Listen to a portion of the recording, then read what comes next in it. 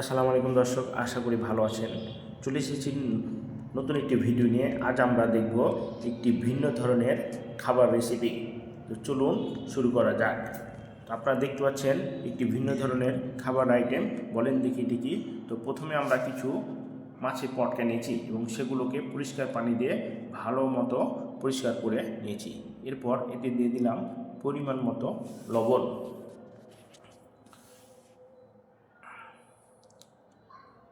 এরপরে দিলাম পরিমাণ মতো ধনে গুঁড়া। এরপরে দিলাম পরিমাণ মতো হলুদ গুঁড়া। এরপরে দিলাম পরিমাণ মতো মরিচের গুঁড়া এবং সবশেষে আমি দিয়ে দিব লেবুর রস, যাতে মাছের যে আস্তে একটা গন্ধ থাকে সেটি চলে যায়। তো আপনারা এভাবে লেবুর রস দিলে মাছের যে আস্তে গন্ধটা রয়েছে মাছের পটকা থেকে সেই গন্ধটি চলে যাবে। তো এরপর আমি সবগুলোকে এইভাবে ভালো মতো মিক্স করে নেব, যাতে মশলাগুলো চলে যায় এবং 10 মিনিটের জন্য ম্যারিনেটের জন্য এভাবে ঢেকে রেখে দেব। তো 10 মিনিট পরে আমরা ফিরে আসছি। দেখতে পাচ্ছেন আমাদের মাছের পটকাগুলো ম্যারিনেট করা। এবার আমি একটি পাত্রে পরিমাণ মতো তেল দিয়ে দিলাম। এবার আমি মাছের পটকাগুলো দিয়ে দিব।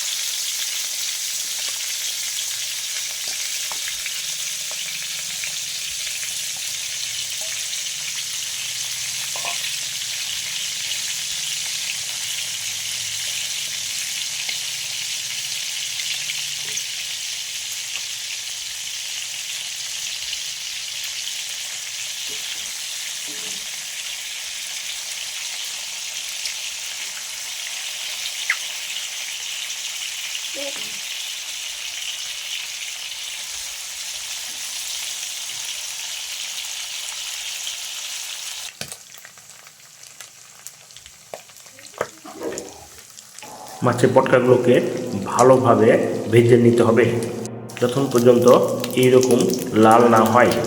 আমাদের পটকাগুলো মোটামুটি ভাজা শেষের দিকে, যে এরকম যখন ভাজা লাল লাল হয়ে যাবে তখন আমাদের পটকাগুলো ভাজা কমপ্লিট হয়ে যাবে। এবার আমরা মাছের পটকাগুলোকে উঠিয়ে রেখে দিব। আমাদের মাছের পটকাগুলো ভাজা কমপ্লিট হয়ে গেছে। এগুলো আপনি এভাবে সরাসরি খেতে পারেন অথবা অন্য কোনো তরকারির সঙ্গে দিয়েও মিক্স করে খেতে পারেন। আমি এবার অন্য একটি পাত্রে তেল দিয়ে কয়েকটি কাঁচামরিচ দিয়ে দিলাম। এরপরে রসুন কুচি দিলাম।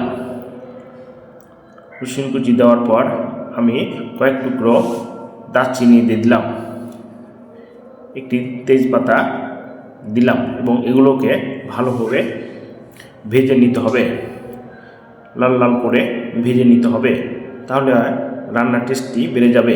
এবার আমি পরিমাণ মতো পেঁয়াজ কুচি অ্যাড করে দিলাম। পেঁয়াজ কুচি দিয়ে সবগুলোকে ভালো মতো ভেজে নিতে হবে। পেঁয়াজ কুচি যতক্ষণ পর্যন্ত লাল লাল না হয় ততক্ষণ পর্যন্ত ভেজে নিতে হবে। এরপরে দিয়ে দিলাম আমি 1 চামচ মরিচের গুঁড়া। এরপরে দিলাম 1 চামচ হলুদের গুঁড়া।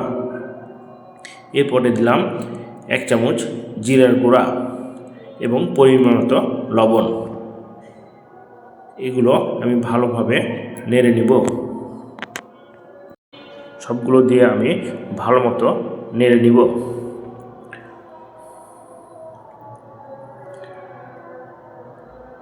দেখতে পাচ্ছেন ভাজা হয়ে গেল। এবার আমি ঢেকে দেব কিছুক্ষণের জন্য, যাতে সেগুলো ভালো মতো ভাজা যায়। এরপর আমি দিলাম অল্প পরিমাণ সয়া সস।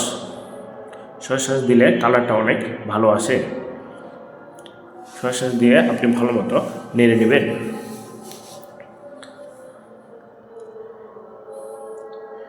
এভাবে ভালো মতো নেড়ে নেবেন।